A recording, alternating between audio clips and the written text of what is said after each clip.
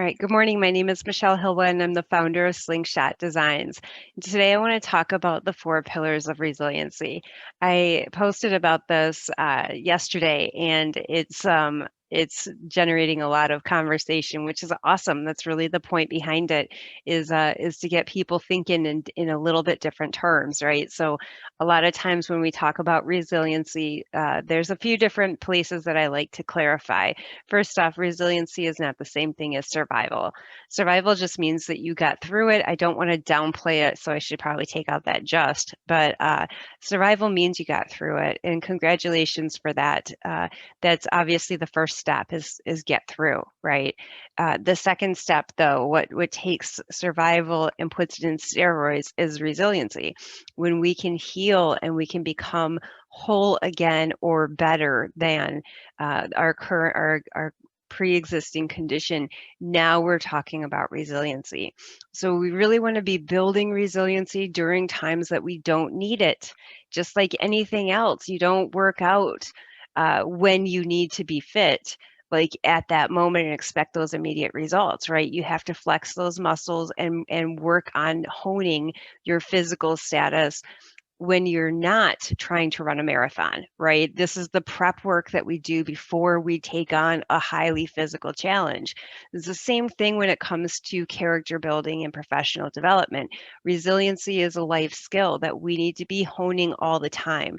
So I talked about four different pillars of resiliency and some practices that we can implement in our day now when we don't necessarily need to rely on it, so that when the time comes that we are met with extreme disappointment, that we can rebound quickly and get back to a place where we're actually turning that disappointment into growth. So one of the KPIs that are key performance indicators, one of the things that I measure in my own life is how quickly do I go from disappointment to actionable growth. Not just like, oh, I have an idea that I can plant and it can grow. No, I want to know when I get disappointed at 4 o'clock today, by 4:22, I want to be out there making it an impact with that emotion of mine, right? So how quickly can I make that turnaround? And I'm pretty skilled at it, but I've been practicing it for a very long time. So the four pillars of resiliency that I talked about in my post, the first one is risk tolerance. In order to be resilient, we have to be willing to take risks and stretch outside of our comfort zone. So places like one of the big goals is that you want to be able to hear no without it impacting your ego or kind of shattering our confidence. We want to get real comfortable with that word no. So a way that you can practice this, just a couple ideas. Rent a car, rent a hotel room, book a flight, and ask for a free upgrade. The worst that's going to happen is they're going to say no, and you're going to get the practice of asking for something when you expect the answer is going to be no. And a lot of times you'll be surprised that the answer is yes. You can ask for upgrades in your meals if you go out to eat and ask for an extra side of something, and maybe you get charged for it, maybe you don't. You don't know until you give it a shot. And the worst that's going to happen is they're going to say no. Uh, Negotiate pricing. That's another one. If you're going to go buy a TV anyway, go price out your TV, pick your TV, and then before you actually pay for it, ask for a discount.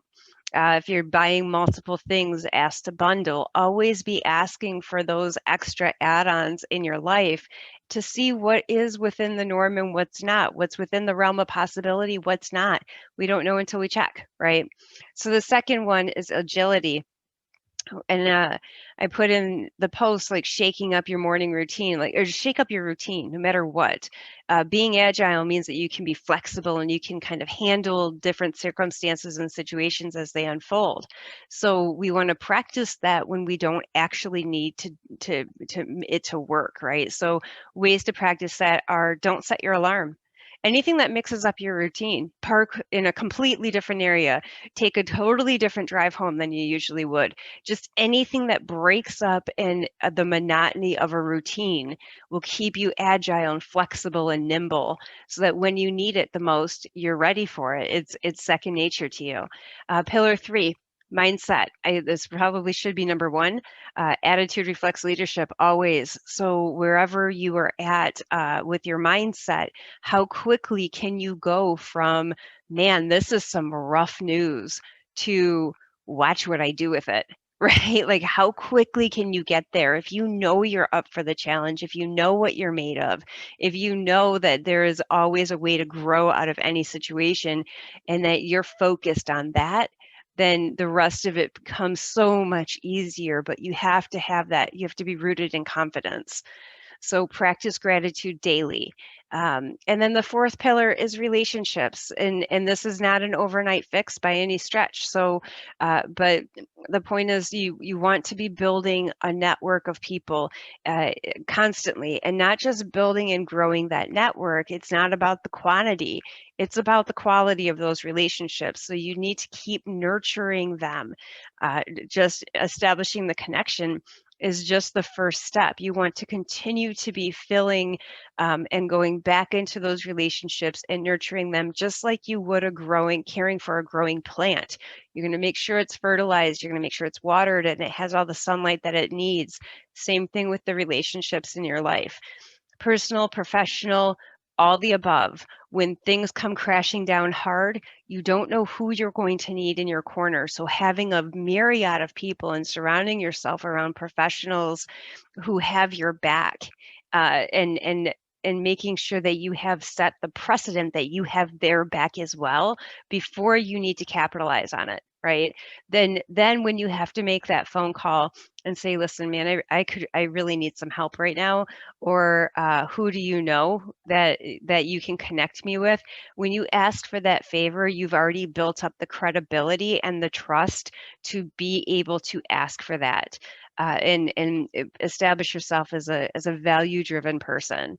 So four pillars to resiliency, and I hope you find them useful.